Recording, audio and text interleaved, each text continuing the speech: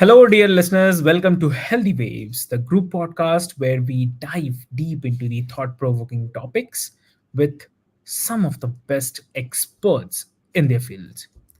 I'm your host, Avik, and I couldn't be more excited today for this episode because each week we explore different themes and have enlightening discussions covering everything from neuroscience to mindfulness, creativity, health, and many more. But today we have an incredible guest who is going to help us understand how we outsmart our brains and rewrite our life stories for the personal development.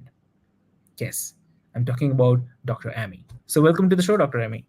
Thank you. Good to see you, Vic. Lovely, lovely. So, Dr. Amy, like before we start our conversation, I'd quickly love to introduce you to all of our listeners. Dear listeners, Dr. Amy helps in so Dr. Amy is a PhD in experimental neuropsychology with 15 years of teaching experience in the College of Psychology and groundbreaking brain research. So I mean, on this, not only that, she is a certified hypnotherapist, NLP practitioner, and the professional coach. So Dr. Amy is passionate about using the power of subconscious mind to help people break free from the limiting beliefs and the behaviors. So with her book, Reconstructing the Reality, Outsmarting the Brain to Rewrite Our Life Stories, topping the Amazon bestseller charts since its release. So we are thrilled to have her today with us. And so wait, let's get ready to uncover how we can take control of our minds and transform our life, our stories for a more empowered life. So let's dive in. So, Dr. Amy, welcome to the show again. Thank you. No way. So, so to kick things off, I mean, if you can tell us more about the concept of outsmarting the brain. I mean, what does that mean, and how does it help in rewriting our life stories?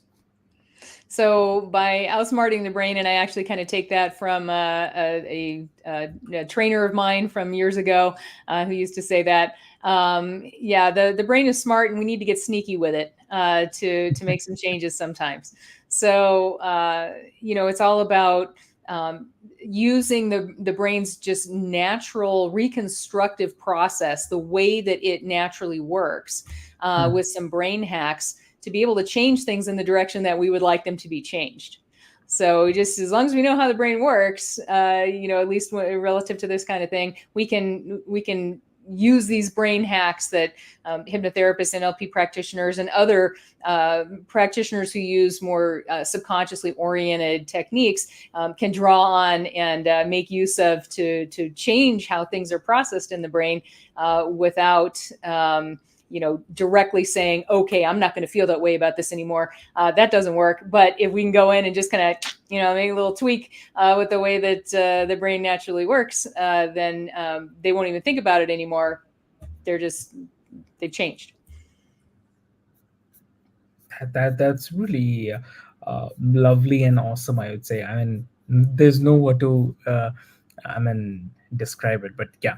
So I mean, your work focuses on the emotional changes and how we reprogram our minds. So uh, if you can explain like how the emotions are tied to the stories that we tell ourselves and how they shape our reality. So emotions, and a lot of people there's some really great new research on emotions that we've really kind of changed the way that we see what emotions are, and as far as how they're represented in our brains. So it used to be thought that we all had innate concepts of various emotions. If you saw someone smile, then you knew they were happy, right? And that was something that was just innate in all of us as humans.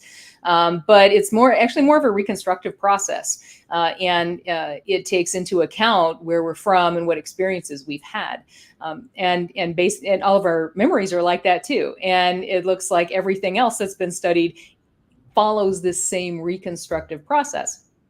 And so, emotions are there for a reason. A lot of people want to not experience any negative feelings. I hear sometimes people talk about, I don't want any negativity in my life. I'm not going to give my negative thoughts or feelings any credence or any time. It's great to be in a positive mindset and to see opportunities rather than problems, especially insurmountable problems, which sometimes we can see, but we can reprogram that. But we have negative feelings for a reason. It's estimated that about 75%, this is the last time I saw any kind of estimate, about 75% of our thoughts were negative. And you start thinking, well, how can that be? How is that adaptive? We want to be positive all the time. But actually, it is adaptive. And if we were just thinking about the things that went right all the time, we wouldn't really grow. We wouldn't change anything. It's not very adaptive. Some of it is good because otherwise we would just be down all the time. So we want to have some positive thoughts.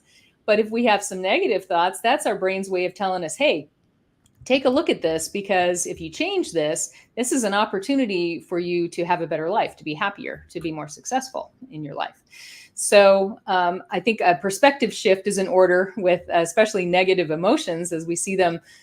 They're not there to just, reinforce that our lives are not as good as they could be, but they're actually providing us opportunities to make our lives better. So they're positive. Even negative emotions are positive in that sense.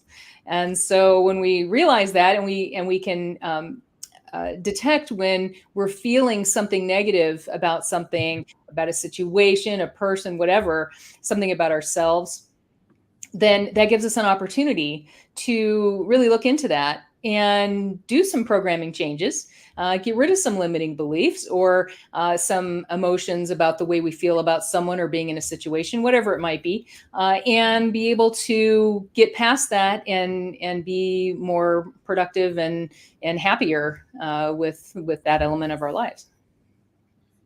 That's lovely. Yeah.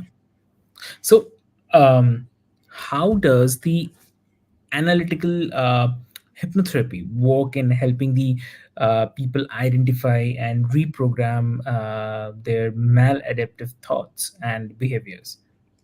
So, analytical hypnotherapy, it refers to finding the cause behind something.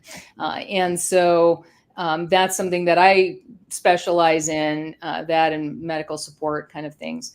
But that's really important to me is let's find the cause. Let's pull the weed out by the root. Instead of just glossing over, a habit or a feeling that we want to change, sure, we can change that superficially, but where's it really coming from? And so if somebody came in saying they wanted to stop smoking, my question would be, well, when do you smoke and what do you get out of doing that? It wouldn't just be, okay, let me get my script and, read this through and then, you won't be smoking anymore. Yeah. But if you do that, then, a couple years down the road, they have a stressful event in their life and they go back to smoking because you didn't get to the cause. So I would ask, Correct. why are you smoking? Basically, what are you getting out of it? And if it's, well, I need to have a break from my boss regularly or I'm going to go crazy. Okay, keep smoking and let's work on the boss thing. you know, don't get in trouble with your boss or anything. Just leave the smoking, and then we'll get rid of the boss thing. And then when you're feeling better about your boss, you won't have the need to smoke anymore. And you see things like someone coming in for a weekly session to stop smoking, and they say, well, I forgot to smoke this week. And it seems incredible to people who have tried to stop smoking many, many times, and they've had difficulty doing so, to hear, how can you just forget to smoke? It's such an ingrained habit. But that's because you take the cause away, you take the need away, you really fulfill the need in some way. And, maybe with better feelings about themselves as an employee, feeling better about their job, something like that. And whatever their boss brings out negatively in them. And then they don't need the smoking anymore, and they may forget to smoke. Okay. Okay.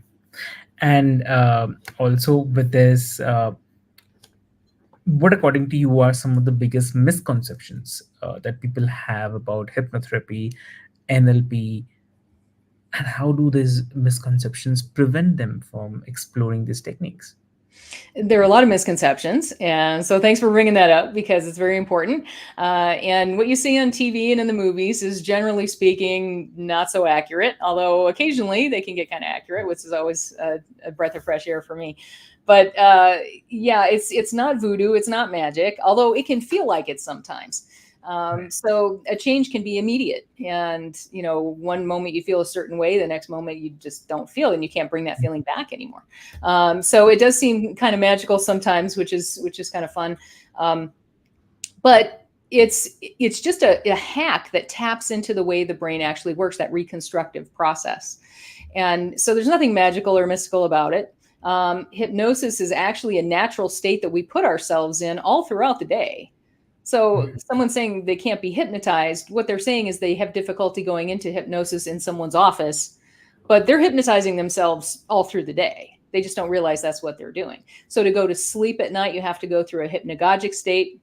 To wake up in the morning, you go through a hypnopompic state. When you're zoned out on the road, you're just going through that automatic program to get to work in the morning. And all of a sudden you're there at work and you didn't even remember what you saw along the way. That's highway hypnosis, and that is a hypnotic state. When you're deep in a process and it's going kind of automatically, you're in the zone, you're in that what Mihaly Csikszentmihalyi would say is a flow state, right? You're actually in a hypnotic state. Creative thinking is a hypnotic state. So when you're being innovative, you're coming up with new ideas. You need that whole subconscious mind to be working with you to get there. Otherwise, it's just variations on a theme that you've done before. So you're in a hypnotic state a lot throughout the day. Anytime, and that's just scratching the surface. Anytime someone interrupts a pattern, like if you go to shake someone's hand and they move their hand away or something, you'll instantly go into a hypnotic state. If someone asks you about a memory, you're going back into that state. If someone asks you about where you see yourselves 5 years from now, you're going into that state. Anything self-referent or emotional is going to move your brain into that state. So we're in hypnosis a lot, and we just don't realize it. So hypnotherapy is a way of just taking advantage of the fact that someone's going to be in a hypnotic state at some point. All I have to do is ask you about, okay, so what doesn't feel so good right now that you'd like to change? That's all it takes, and you're already going into a hypnotic state. So then what am I going to do with you once you're there? Right? Let's take advantage of the fact that you're in that state of change. That's where transformations occur. That's when your brain's doing that reconstructive stuff and you can actually impact it in a way that you would like to. And so these subconsciously oriented therapy kind of things, I won't call them therapy because it's not like psychotherapy, but more of an educational process, really. But hypnotherapy, NLP, tapping, there are a lot of different techniques that people can use that tap into this, reconstructive subconscious process. Understood. Understood. Lovely. And like your book, Reconstructing the Reality, discusses how brain hacks can be uh, used to rewrite our life stories. So, what are some of the actionable brain hacks that our listeners can uh, start using today to foster the personal empowerment? So yeah, there were a lot of them, and I actually just came out with a companion workbook to that book, that Reconstructing Reality book, and that's just a bunch. It's over 100 pages of exercises and stuff to get people started on their own. So it's the Reconstructing Reality workbook, and you'll see it there as part of the series with the original book. So one really easy way, say, to reduce stress. Once you reduce your stress, you're moving into from sympathetic nervous system dominance to parasympathetic nervous system dominance. You're actually switching the nervous system that's in charge of your entire body when you move from a stress state to a relaxation state. And that's when you can start doing that transforming, that changing, using those brain hacks to change how you think and feel and behave. And so a really quick way to put yourself into that state is to focus on making saliva. Just Oh, focus, I'm not kidding, focus on making saliva. And the more you focus on it and the more you bring that saliva up, you can't do that when you're in a stress state. That's kind of turned off. Your digestive system is turned not off, but down quite a bit. Uh, oh. And so when you move into, when you're focusing on that, you're focused now on making saliva instead of whatever was stressing you out, right? And then once you get that going, now you're actually in that state, that brain state, where you can make some changes. So how do you do that? A really easy way is using imagery. So just think about what you would like to be doing or how you would like to do something. And it doesn't matter to your brain if it's actually happening or if you're just imagining it. The same reprogramming occurs without, of course, the motor involvement and the feedback resulting from that. So that's a really quick and easy way to start making some changes. Get yourself in that relaxed state, and then use some imagery. There were studies back in the 80s when I was in school. That started with, and there have been many similar studies since then, but started with looking at basketball players in college and how they performed with free throws. And there were the original study, there were 3 groups, one of whom practiced physically actually with a ball making free throws. Another group that didn't do any physical practice, but just imagined practicing the perfect free throw over and over. And then another group that didn't do anything. That was the control group. And the group that didn't do anything didn't show any improvement, which makes sense. The group that physically practiced did improve their rate of hitting those free throws. But the amazing thing was the group that just imagined practicing but didn't actually physically practice improved their free throw percentage exactly the same amount as the group that practiced physically. So you can do a lot of reprogramming in your head just by imagining how something is going to go. People really underestimate the value of imagery, but it works really well. So if you get yourself in a nice relaxed state, either making saliva or just focusing on breathing, closing your eyes, making your exhales longer than your inhales. There are many, many different ways. I go through a lot of them in my book, and then do some imagery. It's amazing how well, now you're nice and relaxed and your brain is associating that relaxed state, that relaxed feeling with whatever the event is that you're imagining.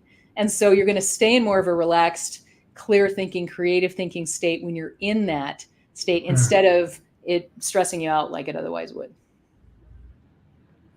Lovely. That's lovely.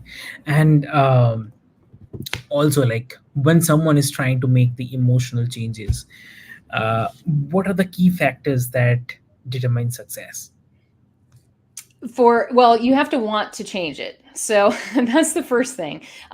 People think, and this goes to the misconceptions earlier, people think that, a hypnotherapist is controlling your brain, right? Controlling what's going on in your head, your thoughts and feelings and whatnot. We don't have any control over anything, just our own. I've never hypnotized anyone but myself. Nobody has. It's all self-hypnosis. I can help you into that state if you'd like to go. But if you don't want to go into that state when you're having a session with me, then you're not going. You're the one that's in charge. So if you do allow yourself in that state, and then you do really want to change something, you want to change how you feel about work, for example, about your boss, then you will. You just may need some help with it. One of these little brain hacks might be what you need to change that. And so we can do things like associate a positive feeling with a negative event or situation. And so when you think about yourself at work and you start getting all riled up, what we can do is something really quick and easy, like an anchor. We can anchor positive feelings onto something like I always use, put your thumb and finger together, use these touch points there, and connect those touch points with a really nice emotional feeling that you have from some really great event that you go back to and you just think, oh yeah, that was a great time. I feel really good whenever I go back there. And then you can attach that emotion to your work. And so, okay, let's get those good emotions stacked on this anchor here, and then think about yourself at work in one of those situations that would bring up some negative feelings, like your boss coming to check on you or something, and put your thumb and finger together and breathe and make that association in your head between those positive feelings and that formerly negative situation. And what you find is that it seems really weird to be feeling these positive feelings in a situation that has always been really negative for you. And sometimes people will start laughing because it's such an incongruous, thought and feeling. So, but at the very least, it makes it more doable. If you have a project you really don't want to do, you've been dreading doing it, you've been procrastinating, you can use this technique and totally change how you feel about it, make it a lot more doable, so you can actually like get it done and get it over with. So this anchor technique, how to set one up, I actually have an instructional video anybody can use for free on my website. There's a place you can join what I call the Stretch and Smile Club, because at the end of each session I say stretch and smile. And you can join that for free. And then there's all kinds of tools. There's a monthly self-love challenge and things like that that you can take part in, and instructional videos and all of my audio files and things like that. So you can go there and you can take advantage of those tools, how to do self-hypnosis, get away from recordings and actually direct it yourself so you can really get more done. So lots of tools available for you for free on my website for anybody who would like to take advantage of that. Perfect, perfect. That's really lovely. So you mentor the coaches, hypnotherapists, and practitioners. What advice do you give them when it comes to uh, helping others rewrite their stories, life stories? Yeah, really good question. My best advice is to get creative and follow that brain wherever it goes. So don't try to conform that brain to whatever your script or protocol is. Instead, follow that brain wherever it goes, because it's going to lead you to the place that needs to be changed. Because sometimes the person doesn't really know what needs to be changed. It may be a more superficial thing like the smoking versus the boss thing. And you certainly don't know what it is because you're not them, but their subconscious mind knows what it is. And so you want to follow that brain. And sometimes it takes a little bit of time, jogging back and forth until it gets to the right spot. But once it's there, you need to be able to get there with it and use that natural reconstructive process to change what that programming is. So you can use various techniques. You can use mindfulness, you can use cognitive dissonance, you can use a lot of techniques, just the way that the brain naturally works, to let the brain see that, hey, it doesn't make any sense to feel this way anymore. And so I'm not going to feel that way anymore. You can't consciously say you're going to feel differently about something and have it take. But if you use one of these brain hacks, you can. And not all of them require a script or a strict protocol. Some of them, like Ericksonian hypnotherapy, a lot of them take place during seemingly normal conversations. But if you can put that person in a situation in which they're likely to go into a hypnotic state, and then know what to do, what to say to be able to get that person to really change up that programming that they want to change. Then it can be as easy as having a conversation like you and I are right now. And you can actually reprogram some really heavy emotions and beliefs and behaviors that maybe you've always wanted to, but were never able to. And now all of a sudden it's not an issue anymore. That's lovely. And what is the one piece of advice you would give to our listeners who want to take that uh, first step towards rewriting their life stories and achieving the emotional change? So a good first step is going to my website and using those free tools. I put them there just so that people could have a first step before committing to anything. Just see how those things work for you and how you like them. Some people resonate with these kinds of techniques and others not so much. And that's fine. You need to go with what resonates with you. But if you want to try them out, try them for free on my website, try some of those things, get my workbook that has all those exercises in it, anywhere from just reducing stress to increasing self-love and confidence and those kinds of things.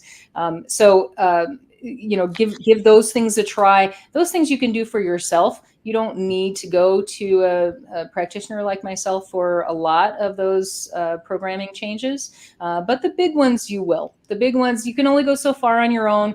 If you're starting to get into some really deep personal stuff, I recommend that people start out with a practitioner as long as they know that they're resonating with that practitioner, because you need someone to be able to pull you out of the rabbit hole by your ears if you start going down there. And occasionally I do hear about somebody having a difficult time because they were doing some self-help work and they came upon some realizations about themselves that they really didn't like, and they didn't know how to get past that very well and had some trouble with that. So make sure that if it's something really deep, that you're with a practitioner of some type who can really help you to process those feelings.